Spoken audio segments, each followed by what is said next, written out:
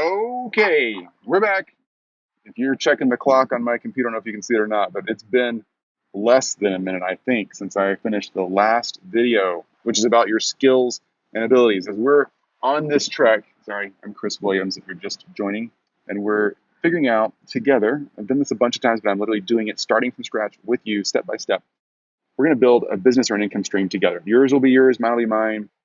Yours will be like you and with your passions, your skills and abilities for your market. Mine will be for me. But you're going to see exactly how we go through this process. I'm really good at building businesses and I'm really good at getting all my work done in less than an hour a day. So I create and generate all of my income in less than an hour a day. And we get to do tons of cool stuff as a family because we have plenty of resources and plenty of time. I love that work-life balance. And I love the time income balance that we have. But you have to figure that out first. So we're going through this process of figuring out exactly your passion, your skills and abilities in your market. And so you can figure out your product or service, whatever it is you want to start presenting to the world and making an income on.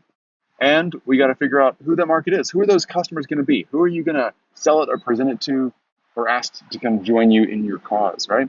So if you have not seen the previous two videos about passion and skills and ability, so passion, skills, and ability, then make sure you go back and watch those. I'm not going to review those right here.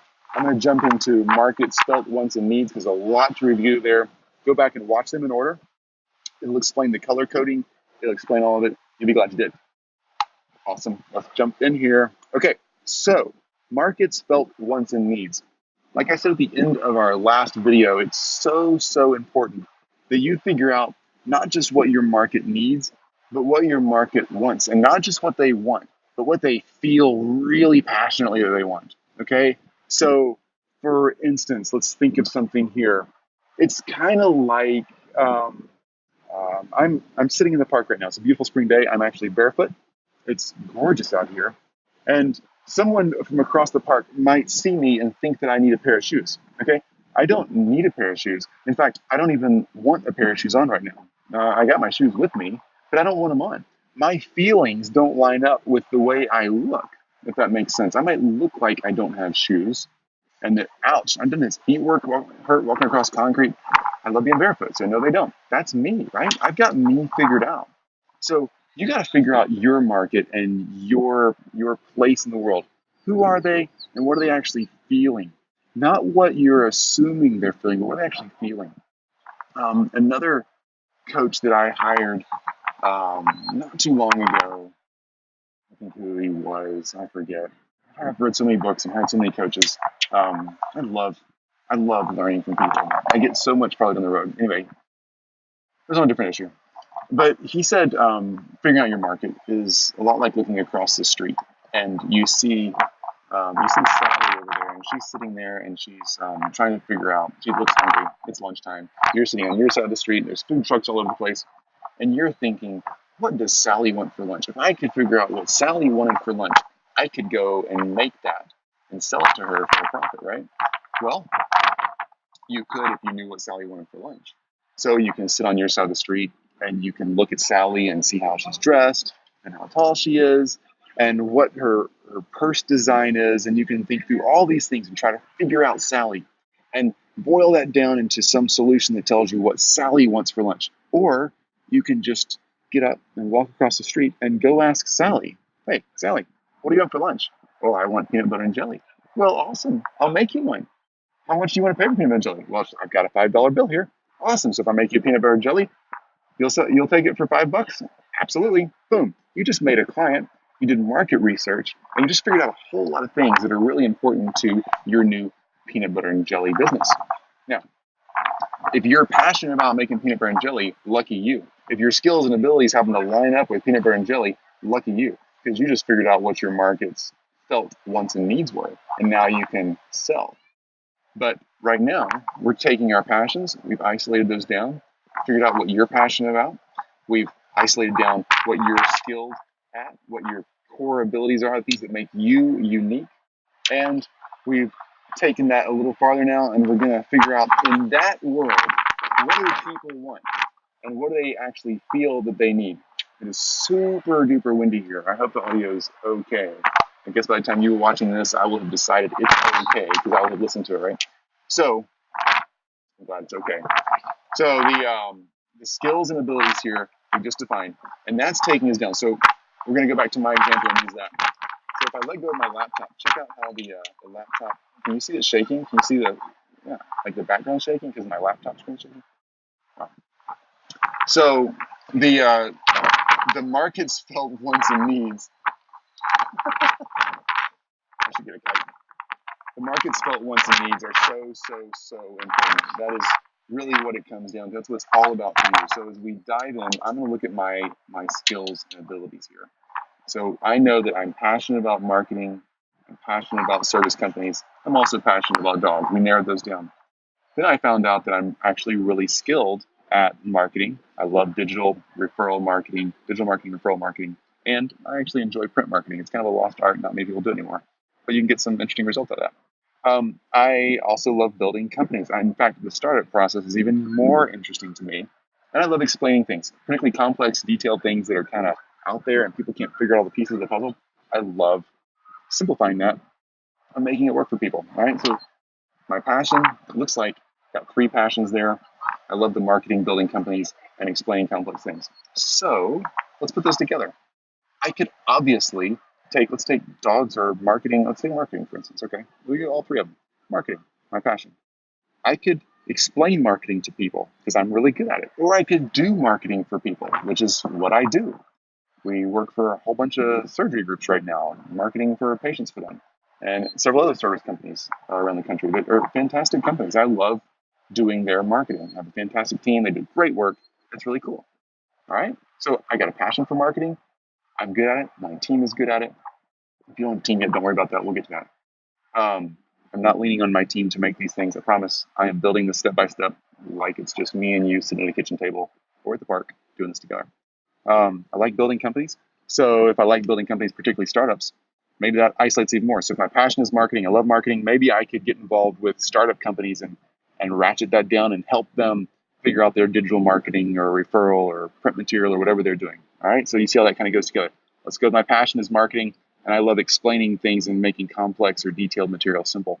So I could sit down with people and teach startup companies how to market their products or services in digital formats. That's something I can do. You see how I'm bringing that passion and then I'm layering up my skills and abilities. So I'm really figuring out what I can do. Let's shift to let's get out of business for a second. Let's go for dogs. So I love my dog. Love all the dogs I've ever had. They're fantastic. Love training dogs. Love running with them, taking them to the park. Love buying dog toys. Love buying dog products. I know dog stuff. Okay, it's my thing. So let's say that I love marketing. So I'm going to take dog products and I'm going to start a dog product and services website. We're going to have training videos for how to train your dog. We're going to have collars and we're going to have leashes and dog beds and so many cool dog themes. Okay, I could do that. I could take that dog passion and use my marketing skill and ability that I actually enjoy and I'm really good at to help people figure out their dog needs and wants and make the dogs and the people happier. I could use my love for the startup process to actually start a process, start a dog brand or a dog company or a dog training company, whatever. I could build that startup. I could, going down here a little farther, making complex things simple. If you've ever tried to train a dog, particularly when it's not a brand new puppy, it is really complicated sometimes to get that dog to actually start following commands in an enjoyable way where the dog's having fun and you're having fun. That's complicated. So I could train people on how to do that. I could make that complex process simple. All right. Those are my skills and abilities and how they would fit with my passion for dogs. So figure out what your passion is. Start getting your brain around that like I just did. And then that's going to bring you over here. So if let's do the dog example and then we'll do the marketing example also. So since we just talked dogs, so I could start a dog website. All right. So my market is not a dog website. My market is dog owners or prospective dog owners. All right. So that's my market.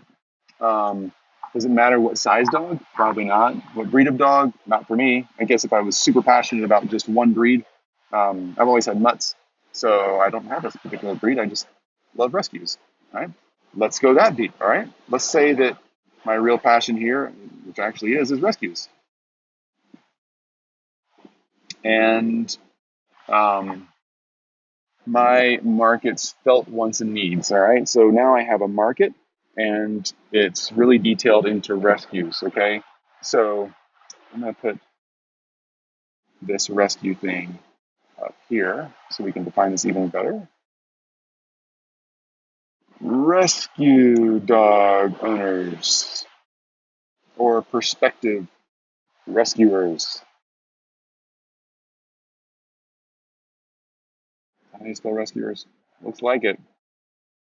Okay, so my market is rescue dog owners or prospective dog rescuers. Cool. That's pretty nailed down. Not just the dog owner. The more narrow you can get, the better. By the way, if you think, oh man, that's so narrow, Chris. Now you're just dealing with people in a rescue dog. What about all the cool people who want to buy really expensive, cool, awesome, beautiful dogs? Well, so what? There's a bunch of people rescuing dogs too. Just niche it down. The more specialized you can get, the better. Trust me. It seems like it's a smaller chunk of the world to market to, but it's a way more efficient way to market. You'll want to shrink that down as much as possible.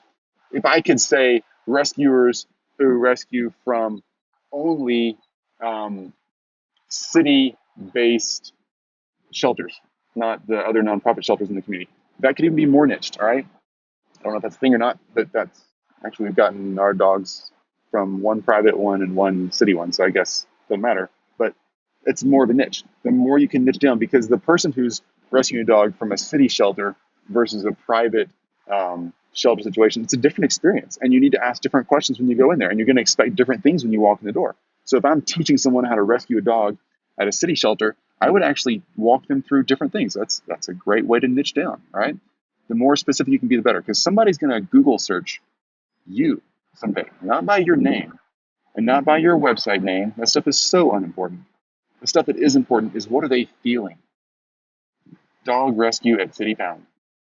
They're feeling they want to do that. They're going to Google something like that. And if your website is laced with all kind of stuff about how to rescue a dog from the City Pound, that's going to be coming up in their Google search, right?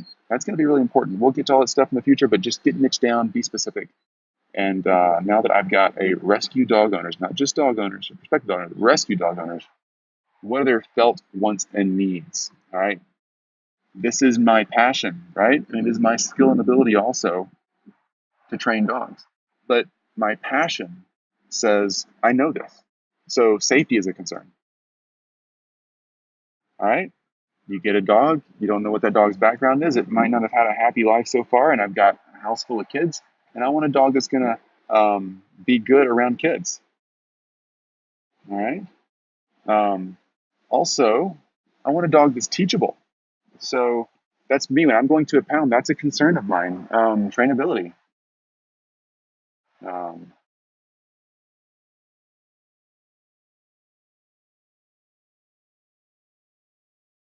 I find a dog that's trainable. Okay. Um, let's think about something else here. We like big dogs. Okay, our dogs are all basically Labrador size, so yellow or chocolate or black Labrador size. Um, we're not little dog people so far. We talked about it, but so far we're not. So we like big dogs. So that's a consideration for a lot of people when they come in our house and they meet Blue, my dog. They say, "Is it hard having a big dog? Should we get a small dog? But I want to sit next to me on the couch." They're feeling all those things, right? So how to pick a dog size. I'm looking for things that you feel when you're in the process. Okay. Um, how to, if your dog is healthy. Um, again, I'm going after things that are hitting me emotionally in this process. I'm passionate about dogs. Okay. I want to know when I walk in and look at new puppies or new adult dogs, or whatever they are. See, there we go again. Puppy or adult. See how these things kind of come out naturally? So my markets felt wants and needs. I'll stop here for a second. You could get into food, you could get into, what kind of equipment you need, all that kind of stuff. Those are main concerns, which they are. I know they are. That's my passions felt wants and needs. I didn't have to ask any other dog owners about that because I already know that. That's one of the great things about lining up what you do for an income stream or a new business with your passion. It's really important. Another way to do this is to do a survey and go across the street and ask the girl what kind of food she wants for lunch. And she says a peanut butter and jelly sandwich, and you can just figure that out. You, before I started a business, or before I would start a business about rescue dog owners or prospective rescue dog owners, this is really interesting. Kind of getting into this idea.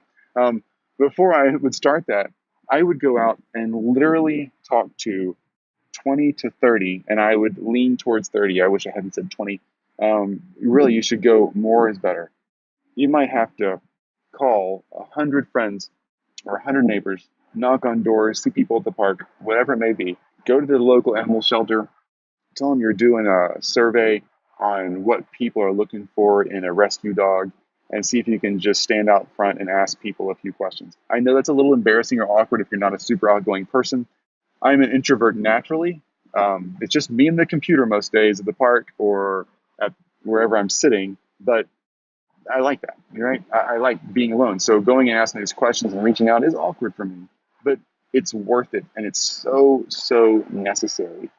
So make sure that you're asking people a series of questions.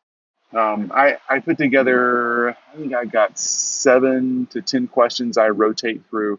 I've listed about 15 that I kind of come back to, but I never put more than really 7 to maybe 8 max on a survey.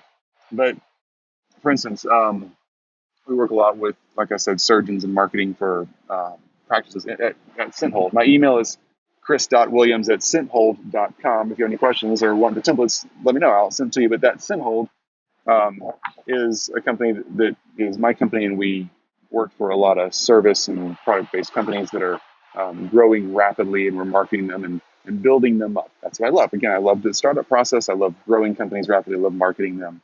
Okay.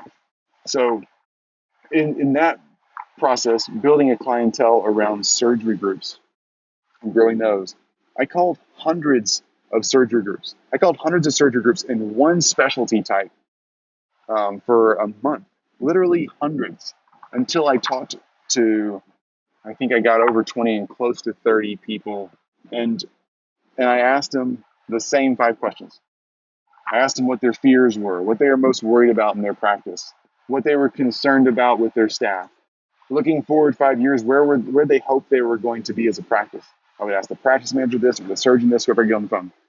Called hundreds of them. It was painstaking, but it was so important, because at the end of that process, I knew not just what I thought about my passion, but I knew what people in my market that I thought, hey, this is a market I want to go into. I knew what those people thought. I knew exactly what they wanted. And what I did is I took my skill set and my passion for marketing and service industry companies, which surgeons are service industry for sure, and marketing those and growing those. I took that skill set that I also have in marketing and building up companies and explaining complex things, and I found out what their complexities were and what they were struggling with, and I flipped that right over. We created a series of products and services that works in that market.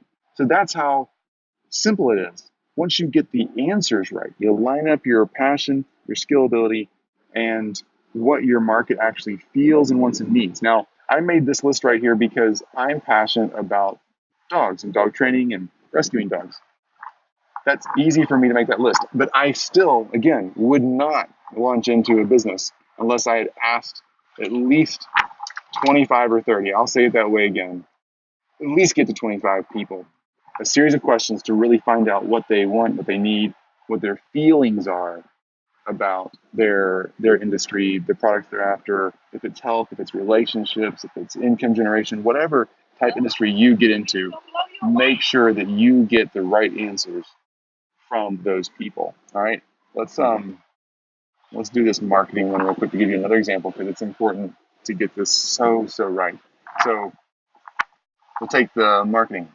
I have a passion for marketing. Love it, fascinated with it. Read marketing books all the time, read marketing blogs all the time. I tinker with it. I spend my own money on it. I just think it's super fun. Okay. So marketing. Marketing, by the way, is different than sales. I love sales, but I love marketing more. So I'm really passionate about that. My skill set lines up with that. It does now for sure, because I've identified this a long time ago and gotten really good at it. So I've already tailored my life to to get to do what I'm passionate about. So I'm really good at marketing. I'm also really good about startup companies, and I'm good at explaining complex things. Okay, so what's that market going to look like? One of these little quadrants up here. I gotta narrow this market down. There's a lot of places you could go and do marketing. Every business and nonprofit in the world is doing some kind of marketing. Even if they're not paying for it, they're doing it. It's happening. They're just not calling it that, but it's happening. So what do? I gotta narrow this down. So obviously, I like the startup process. So let's say startups, all right? And that's going to be my market for this one. Startups and complex things simple. I like making complex things simple. So let's say startups, I'll say, who are trying to do it all by themselves. All right. So if a startup is super well funded, we work for a lot of those. They have millions of dollars in reserve for the startup. And so they can hire experts in every field and just knock out the startup process. If that's who my market is in this example, then it's very different than a market that's really focused on doing it all themselves, shoestring budget, or just don't want to spend the resources or want to keep it pretty tight, but don't just have millions to throw at experts. So if they have millions of experts, our company is happy to help with that, and we do the work for them. If they're trying to do it themselves, like we'll use in this example, then we would want to teach that process and show them how to do the work, because they're not going to hire the expert, right? So let's say that startups who are trying to do it all by themselves. That's actually a good fit for this process we're in right now, right? I'm starting something from scratch. You're starting from some scratch, and we're following these step by steps together. If you're sitting here watching these videos, you could hire someone to do this for you, and start a company for you, and it'll cost you a lot of money. So you're probably wanting to do this yourself. If you have lots of money, you should stop watching the videos and hire people. It's quicker if you want to spend the money on it. If you don't have a lot of money or just don't want to use the resources for that right now and you want to go through this fun process, then great, good for you. So startups who are trying to do it all by themselves. That's why I put all by themselves, not just startups, but the ones trying to do it all by themselves. I'm over-explaining this because I want you to really understand how important it is to really clearly define that market, not just startups, but those who are doing it themselves, okay? Not just a dog owner, but rescue dog owners. Let's say you're into physical fitness and you want to start teaching people fitness, and you want to be able to do it online. So you're looking for people who want to learn physical fitness, not at a gym, but people who actually just want to watch videos or take online courses about it. That's a different human than the person who's going to do it at the gym, right? Some people don't want to go to the gym for whatever reason. They're embarrassed, or they just don't like getting out, or they're shy, just don't want to meet new people. I don't know. There's lots of reasons. So identify that, okay? And then let's go through this a little deeper. So I like marketing. So startups who are trying to do it all by themselves, because I can make those complex things simple. It's so complicated to start your own thing. I like to build a startup company. Let's get marketing in here.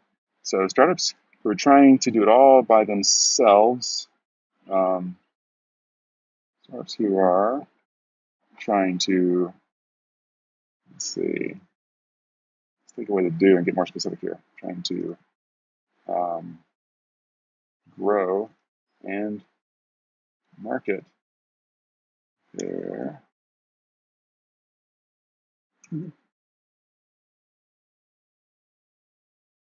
all by themselves. Here we go. My passion is marketing, and I'm good at marketing, good at building companies, good at explaining complex things. So I put that all in here. Now I'm looking for a market who is a startup market, who are trying to grow and market their new idea all by themselves. All right. So startups, it's marketing, and that all by themselves thing captures that, making complex and detailed processes simple so they can actually grasp it. Okay. So what I'm going to do is, since I have done this dozens of times, I kind of know a little bit about this market, right? Because it's been me so many times, particularly in the early days when I didn't know what I was doing. Um, I wasted a lot of time and money buying books and courses and processes that taught you one little section, but not really enough. So the felt need I had was I was confused about what to do next. Like what to do next in every step, over and over and over. I was also Um, afraid of um, the money and time needed. I've wasted a lot of money and a lot of time doing it the wrong way, that's for sure. And the longer I did it, the more I tried on my own, the more money and time I wasted, the more I just kept banging my head in the wall, and it just was so frustrating. I just thought I couldn't do it. That's another good one. Felt need is not sure if I can actually do it. Okay. Well, those are good felt needs. That's for real. Um, worried about my image. Gee, there you go. So these are things that I felt early on, particularly in the startup process when I was just cranking these things out. And now I've changed careers, so to speak, so many times because I bounce around with different projects and businesses all the time that even now I'm still worried sometimes. What do people think about my career? What do they think if I change? Because nobody changes. It's cool to be a banker or a doctor or a lawyer or a plumber or a firefighter or a stay-at-home parent who's just the most amazing parent. We all knew those growing up. Somebody had the coolest mom or dad. It's cool to be that thing when you are that thing and you're amazing, and it's what you do forever, right? And that amazing stay-at-home parent becomes the most amazing grandparent when they get older. That's cool. But when you bounce around and do all kinds of things all the time, it's a little not as cool. You wonder, what do people think about me? I think I just can't figure it out. I don't know. But you got to get over that and be you. So I promise it's worth it. So anyway, I'm feeling what my market needs personally because, again, it's my passion. I've been there. I have that same story and I connect. But again, just like with the dog thing, I'm not going to just lean on my own needs there and my own feelings there. I'm going to go out and I'm going to ask, what do people want? So I'm going to take my same list of questions and I'm going to go out to prospective startups, okay, who are trying to grow their marketing idea all by themselves. People who I know are starting their own thing in their house, in their spare time, on their weekends, while they're staying home with kids, scraping out a little bit of time at the lunch hour between shifts at work, whatever it is. I'm going to go ask those people, hey, what's bothering you? What are you most afraid of? Where are you getting stuck? What in this process of starting up are you not catching on to? How long have you been doing this? What do you think it is? What are you most afraid of? When you wake up at 2 a.m. sweating, what are you thinking about? I want to know those things because those are the points that I'm going to fix. I'm going to try to figure out exactly what those things are. And if they fall into marketing or building companies and start making complex things simple, I'm going after that, right? I know that I can fix that problem for those people. And then it just comes down to figuring out what exactly they need, how they want it delivered, and how much to charge. And we'll get to all that. But first, you have to clearly identify what that market's felt need and want is. Okay, let's go back up here to our grid. Again, if you're listening to this on podcast, good for you. I love podcasts because I can get stuff done, like walking my dog or going to the store. But if you want to see these grids, be sure and head over to the YouTube channel. And I won't even ask you to click and subscribe because I don't really care. So just make sure you take a look at these grids because it'll help you see through how we're kind of filtering and purifying our idea from a big filter down to a slightly smaller filter, getting these ideas purified like water or air going through a filter.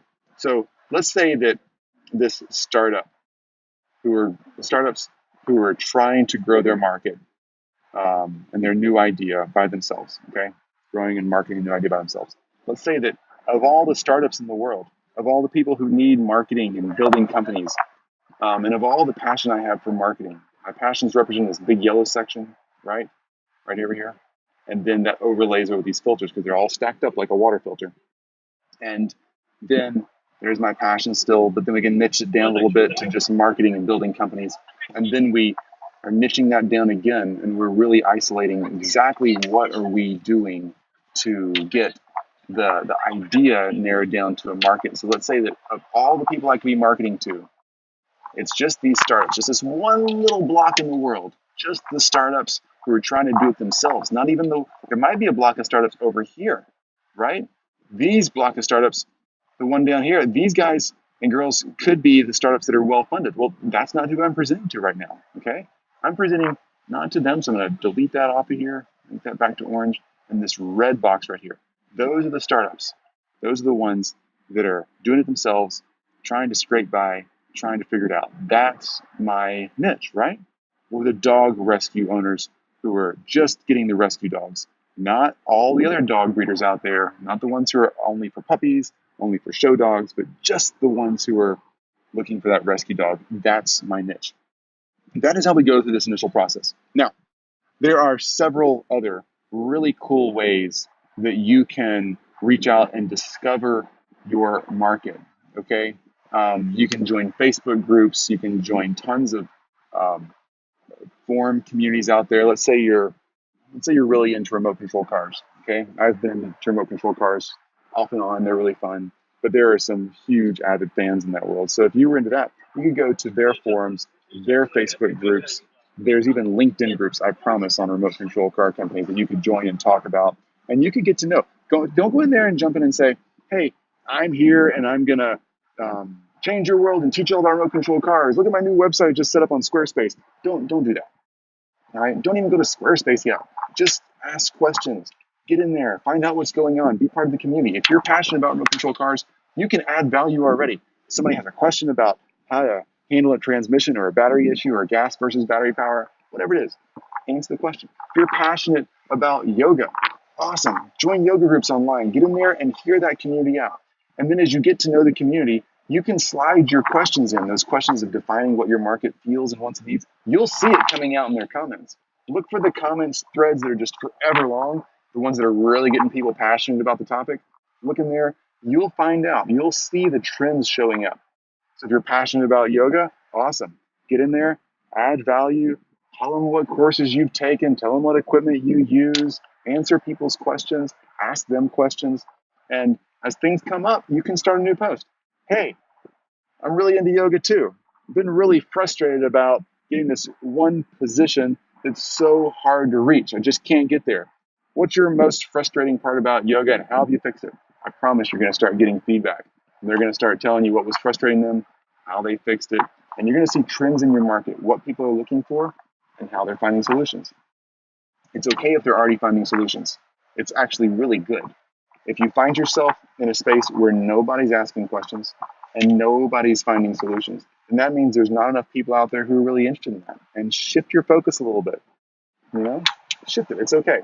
I might have to shift from startups who are trying to grow and market their new business all by themselves to, I should have gone after startups who are only in the space and they're looking only to figure out how to do Facebook ads. Okay, maybe that's the thing. And I go down that path and I find out, there's tons of people talking about how to market your startup with Facebook ads. It depends on you and where you're at, but find that niche. Okay, that's what I would do next. That's what I would do. That's what you got to do. You could go into the blogs and forums. That's probably what you're wanting to do right now because it's easy and it's comfortable, and you can just jump on Facebook or you can jump on the internet and you can find out all kind of cool places to talk. If you're in business, you can go on LinkedIn. There's tons of people selling and talking about products for business and services in LinkedIn. Twitter's a great space. Whatever you're comfortable with, jump in there and figure it out.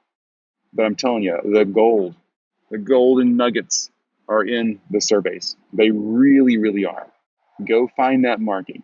So if it's rescue dog owners, if it's remote control car operators and enthusiasts, if it's yoga students or yoga teachers or the yoga clubs, if it's whatever it is, yoga shops that you could sell yoga mats and branded gear to, whatever it is in that yoga world you want to go after.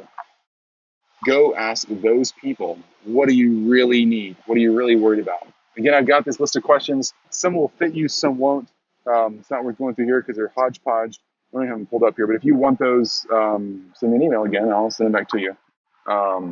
Chris.williams@senthold.com, chris.williams@senthold.com, and I'll fire them back to you. If you want the template for this thing, whatever you want, ask me questions. But most importantly, if you want something suited over, I'll give it to you. But most importantly, if you have questions that I'm not answering, shoot me those questions. I want to make sure I'm taking you through this process. This is a sequential process for me. It's step by step and it works. But if you're confused or stuck or not catching on to something, or if I've not made a complex issue simple enough, that's not a stupid question. I promise if you ask the question, 100 other people have your same question. Be sure and ask it, and I will fire you back the answer to the question, or I'll create a new video and I'll send the link back to you, but I'll also post it for the whole group. And I won't use your name or embarrass you or anything like that. I'll just make sure that everybody gets that question answered. Now, again, I've gone through this. I have tons of friends, tons of online friends, tons of local friends, tons of friends we see when we travel that are doing these things, that are freeing up their time, creating massive income streams where they can go and be free financially and with time. That is so important. Our life, Jill and I's life, has changed since we figured this out. It's made us free to hang out with kids. I get to pick my kids up every day after school. I love that. Love that. I get to do algebra homework 3 hours every day between kids. I love that. I know that probably sounds horrible and boring to some of you. It's not about the algebra. It's about the time I get to spend with my kids. Instead of coming home at 6 or 7 late at night, being exhausted like I used to, and then trying to get dinner going, and trying to get dishes cleaned up, and trying to push people through homework, and trying to do carpool, and trying to get to gymnastics or swimming or ballet or whatever they're doing, I actually get to be part of everything they're doing. And that, wow, that's so important.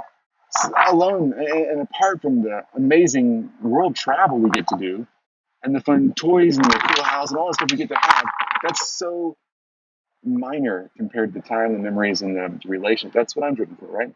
I'm not sure what you're driven for. I'm not sure why you want to create an income stream or why you want your own business, if it's the independence of it, if it's the feeling of doing something that you've created from the ground up, if it's the control of knowing I get to plan my schedule and my week and my month and my year all by myself and not relying on somebody else, whatever it may be for you.